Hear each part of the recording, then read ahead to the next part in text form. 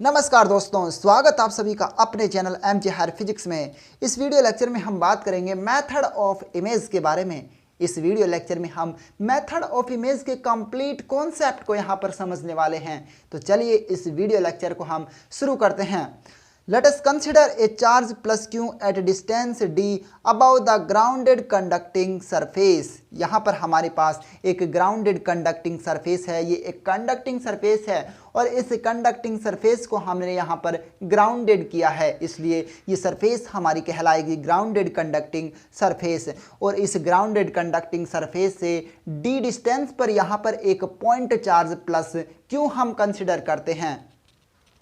Here the surface is grounded conducting, so a image charge minus q at a same distance below the surface। अब यदि हमारे पास ये जो surface है ये grounded conducting surface है, इसलिए इस सरफेस के नीचे की तरफ हमारे पास एक इमेज चार्ज बनता है। यहाँ पर एक इमेज चार्ज इस सरफेस से सेम डिस्टेंस पर नीचे की तरफ यहाँ पर फॉर्मेशन होता है, वो चार्ज यहाँ पर नीचे की तरफ बनता है। तो यहाँ पर हम देखते हैं the charge minus Q is image charge, और ये जो चार्ज जो कि इस सरफेस के नीचे की तरफ यहाँ पर बनेगा, जो कि यदि यहाँ पर जो प्लस क्यू चार्ज है तो यहाँ पर माइनस क्यू चार्ज हमारे पास यहाँ पर इमेज चार्ज के रूप में होगा। दैट मीन्स यहाँ पर इन दोनों की जो नेचर्स होगी वो एक दूसरे के अलग होती है, एक दूसरे के यहाँ पर रिवर्स होती है। The charge minus Q is image charge and this method is known as method of image. और ये जो मैथड हमारा कहलाता है ये मैथड ऑफ इमेज कहलाता है। यहाँ पर हम इस डायग्राम को देख लेते हैं कि ये हमारे पास एक ग्राउंडेड कंडक्टिंग सरफेस है, इसको हमने ग्राउंडेड कर रखा है यहाँ पर। अब यदि यहाँ पर डी डिस्टेंस पर हमारे पास एक पॉइंट चार्ज क्यू है किसी पॉइंट ए पर, तो इसका जो इमेज चार्ज होगा वो इस सरफेस के बिलो डायरेक्शन में, नीचे की डायरेक्शन में उसी डिस्टेंस डी पर माइनस क्यू चार्ज यहाँ पर बनता है। इस माइनस क्यू चार्ज को हम इमेज चार्ज कहते हैं। अब यदि यहाँ पर हम देखें कि हमारे पास ये एक पॉइंट P है और इस पॉइंट ये जो पॉइंट P है ये प्लस ए, ये जो पॉइंट A होगा इस पॉइंट A से कुछ डिस्टेंस पर होगा, और इसी प्रकार से ये हमारे पास जो पॉइंट B है इससे कुछ डिस्टेंस पर ये पॉइंट P होगा। तो यहाँ पर इस पॉइंट P पर हमें पोटेंशियल की वैल्यू यहाँ पर हम ज्ञात करेंगे। तो चलिए हम देखते हैं the electric potential V at point P XYZ। जो पॉइंट P हमारा होगा XYZ, इस पॉइंट P पर जो इलेक्ट्रिक पोटेंशियल होगा उसकी वैल्यू होगी यहाँ पर KQ/R। Then V equal to यहाँ पर जो टोटल जो पोटेंशियल होगा पॉइंट P पर वो होगा V equal to KQ/AP plus K minus Q/BP, क्योंकि जो पॉइंट P पर जो पोटेंशियल होगा वो इस चार्ज प्लस Q के कारण और इस चार्ज माइनस Q के कारण होता है, इसलिए प्लस Q के चार्ज के कारण यहाँ पर P पर पोटेंशियल होगा वो होगा KQ/AP, और माइनस Q चार्ज के कारण जो P पर पोटेंशियल होगा वो होगा KQ/BP। लेकिन यहाँ पर Q चार्ज की जगह हम माइनस Q चार्ज यहाँ पर लेंगे, इसलिए हमारे पास जो टोटल पोटेंशियल आएगा पॉइंट P पर वो आएगा V equal to KQ/AP plus K minus Q/BP। V equal to KQ/AP minus KQ/BP हम इसे लिख सकते हैं। यहाँ पर जो AP और BP की जो वैल्यू होगी, AP और BP जो डिस्टेंस होगी वो डिस्टेंस हम यहाँ से ज्ञात कर सकते हैं। AP जो डिस्टेंस होगी हमारे पास यहाँ पर 2 पॉइंट है, ये पॉइंट हमारे पास 0 0 D यदि इसे कंसिडर करें, ये हमारे पास P XYZ कंसिडर होगा। तो इन दोनों के बीच की जो डिस्टेंस हमारे पास आएगी वो आएगी √x² plus y² plus z minus d²। इसी प्रकार से जो BP आएगी हमारे पास वो BP आ जाएगी x² plus y² plus z plus d²। इन दोनों पॉइंट के बीच की डिस्टेंस, और इन दोनों पॉइंट के बीच की डिस्टेंस हम ज्ञात कर सकते हैं। ये हमारे पास इक्वेशन नंबर 2 आ जाती है। अब यदि इक्वेशन नंबर 2 हमें प्राप्त होती है तो यहाँ पर हम देखते हैं सिंस द सरफेस और seat is grounded conducting so electric field below the surface is 0। क्योंकि यहाँ पर जो हमारे पास जो सीट है या फिर जो हमने जो सरफेस ली है वो ग्राउंडेड कंडक्टिंग कर दी है, इसलिए इस सरफेस के नीचे, इस सरफेस के बिलो डायरेक्शन में जो इलेक्ट्रिक फील्ड होगा वो इलेक्ट्रिक फील्ड यहाँ पर 0 हो जाएगा। इसलिए यदि हम यहाँ पर बाउंड्री कंडीशन यूज़ करें सरफेस के लिए, इस सरफेस के लिए एक हमारे पास ऊपर वाली सरफेस होगी, एक नीचे वाली सरफेस होगी। तो यहाँ पर बाउंड्री कंडीशन यदि हम यूज़ करेंगे, using boundary condition E1n minus E2n equal to sigma upon epsilon naught. हम जानते हैं कि इलेक्ट्रिक फील्ड जो होता है वो सिग्मा अपॉन एप्सिलॉन नॉट होता है। यहाँ पर जो E2n होगा वो 0 होगा, क्योंकि जो सरफेस होगी वो ग्राउंडेड कंडक्टिंग है, इसलिए नीचे सरफेस के नीचे जो इलेक्ट्रिक फील्ड होगा E2n उसको हम यहाँ पर 0 मान लेंगे। देन E1n जो आएगा हमारे पास वो आएगा सिग्मा अपॉन एप्सिलॉन नॉट। अब यहाँ पर जो हमारे पास इलेक्ट्रिक फील्ड आता है वो होता है sigma upon epsilon naught. We know that the relation between electric field E vector and electric potential V। अब हम जानते हैं कि इलेक्ट्रिक फील्ड E वेक्टर और इलेक्ट्रिक पोटेंशियल V में जो रिलेशन होता है वो होता है E vector equal to minus del V। Then if n cap equal to z cap, यदि हम यहाँ पर जो कंपोनेंट है वो n कैप नॉर्मल कंपोनेंट यदि हम यहाँ पर z कंसिडर करें, is the normal to the surface.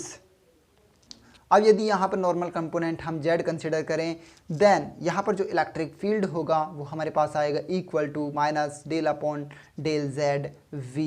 यदि हम z डायरेक्शन में इस v का यहाँ पर कंपोनेंट लें तो हमारे पास E की वैल्यू आएगी minus del upon del z, v की वैल्यू हम यहाँ पर रख देंगे, v की वैल्यू यहाँ पर हम रखेंगे उस इक्वेशन से, v की वैल्यू हम इस इक्वेशन नंबर 2 से पुट कर देंगे। तो हमारे पास आएगा वैल्यू, E की वैल्यू हमारे पास आ जाएगी E equal to minus del upon del z, और v की वैल्यू हम ये पुट कर देंगे k Q upon root X square plus Y square plus Z minus D square minus k Q upon root X square plus Y square plus Z plus D square. Then E equal to minus K Q, यहाँ से K Q हम बाहर ले लेंगे और del upon del Z अंदर, del upon del Z यहाँ पर हम अंदर ले लेंगे। फिर हम इस इक्वेशन का और इस वाली टर्म्स का जेड के रेस्पेक्ट में यहाँ पर डेरिवेटिव करेंगे, तो हमारे पास इक्वेशन आएगी K Q Z minus T upon X square plus Y square Z minus D square raised to power 3/2 minus K Q Z plus T X square plus Y square plus Z plus D का whole square raised to power 3/2। Now equal to minus del V upon del Z. हम जानते हैं कि E की value जो होती है वो minus del V upon del Z होती है, और हमारे पास यहाँ पर जो इलेक्ट्रिक फील्ड की वैल्यू हमने बाउंड्री कंडीशन से जो ज्ञात की वो हमने ज्ञात की E1n equal to sigma upon epsilon naught. इसका मतलब यहाँ पर जो सिग्मा की वैल्यू होगी, सिग्मा की वैल्यू जो होगी यहाँ पर, सिग्मा यहाँ पर हमारे पास सरफेस चार्ज डेंसिटी है, और सिग्मा की वैल्यू यहाँ से यदि हम ज्ञात करें तो सिग्मा इक्वल टू हमारे पास होगा एप्सिलॉन नॉट E। अब हमने यहाँ पर इलेक्ट्रिक फील्ड E की वैल्यू याद कर ली, अब हम ज्ञात करेंगे यहाँ पर सरफेस चार्ज डेंसिटी सिग्मा की वैल्यू। चलिए देखते हैं। नाउ सरफेस चार्ज डेंसिटी हमारे पास जो होगी वो यहाँ पर होगी, so surface charge density sigma equal to epsilon naught E, sigma equal to epsilon naught, और E की वैल्यू हम यहाँ पर पुट कर देते हैं इससे पिछली इक्वेशन से। इफ़ वी पुट, तो यहाँ पर जैसे हमारे पास ये इक्वेशन यहाँ पर प्राप्त होगी, if we put z equal to 0। अब यदि हम यहाँ पर z इक्वल टू 0 पुट कर दे, दैट मीन्स यहाँ पर जो x y z अर्थात ये जो डिस्टेंस d होगी, यदि हम यहाँ पर z इक्वल टू 0 पुट करेंगे तो ये जो डिस्टेंस d होगी ये 0 हो जाएगी, और उस कंडीशन में हमारे पास जो सरफेस चार्ज जो डेंसिटी आएगी वो इस सरफेस के ऊपर आएगी, इस सरफेस के ऊपर। इसलिए हम यहाँ पर देखेंगे if we put z equal to 0 then sigma equal to epsilon naught K Q, z की जगह हम 0 पुट कर देंगे तो हमारे पास ये इक्वेशन प्राप्त होगी, minus D upon X square plus Y square plus D square की raised to power 3/2 minus D upon X square plus Y square plus D square raised to power 3/2।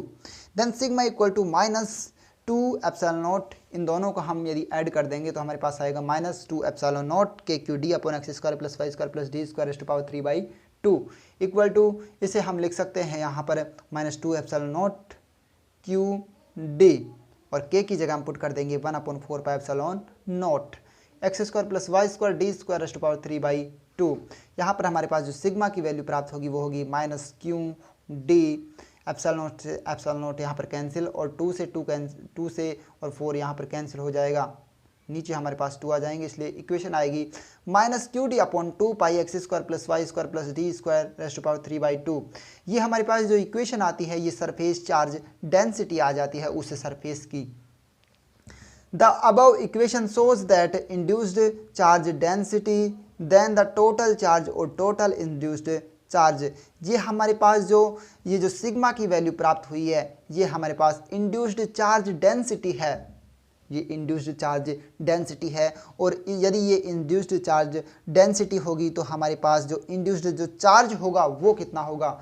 तो इंड्यूस्ड चार्ज ज्ञात करने के लिए हम देखेंगे Q induced is equal to sigma dot D A integration sigma induced dot D A, क्योंकि हम जानते हैं सरफेस चार्ज डेंसिटी की डेफिनेशन से जो Q की वैल्यू होगी वो होगी सिग्मा डॉट डी ए, इसलिए Q induced equal to minus integration sigma induced की वैल्यू हम ये पुट कर देंगे यहाँ पर और डॉट डी ए।